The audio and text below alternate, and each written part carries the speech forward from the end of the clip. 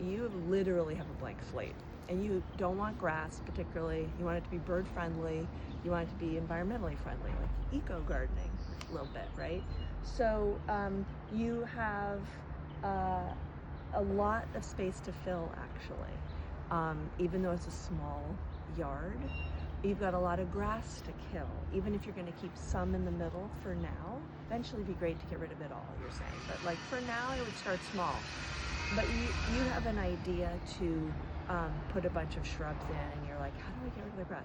What I would do is, because I'm a fan of wood chips, I would get a load of wood chips dumped in your driveway.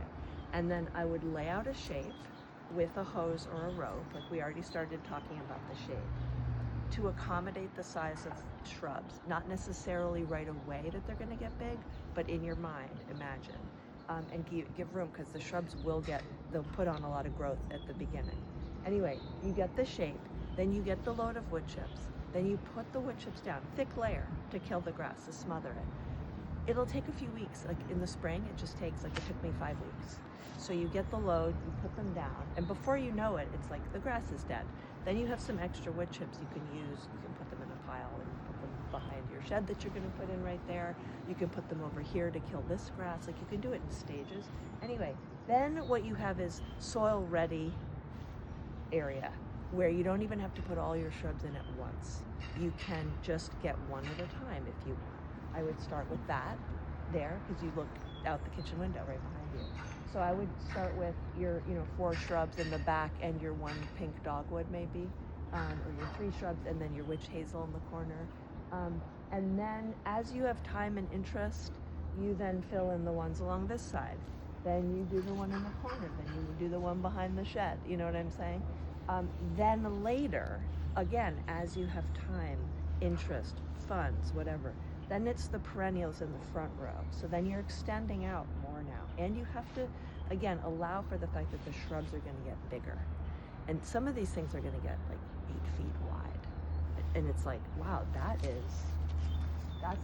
here, basically, here.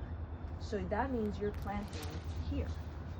And that means the bed comes out like this. Maybe not right away, but that means that if the shrub is gonna go out to here, and you're planting here, or maybe it's even gonna come out here, the perennials go here, which seems crazy that you're gonna do, but that's what you want anyway. You want less of the grass.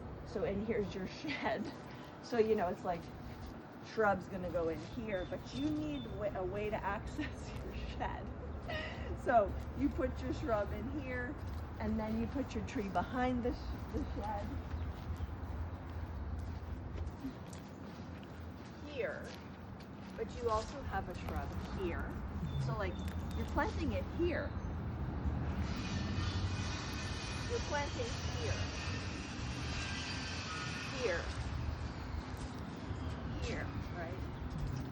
Here's your witch hazel, 10 to 15 feet tall and wide. Here's another shrub. Here's another shrub here. Be careful of the wrist. Shrub, right? Shrub, small shrub, and this tapers, so that when you open the gate, you're not walking into a shrub. So here's the little shrub here, okay? So you walk out, and you have a seating area here later, okay?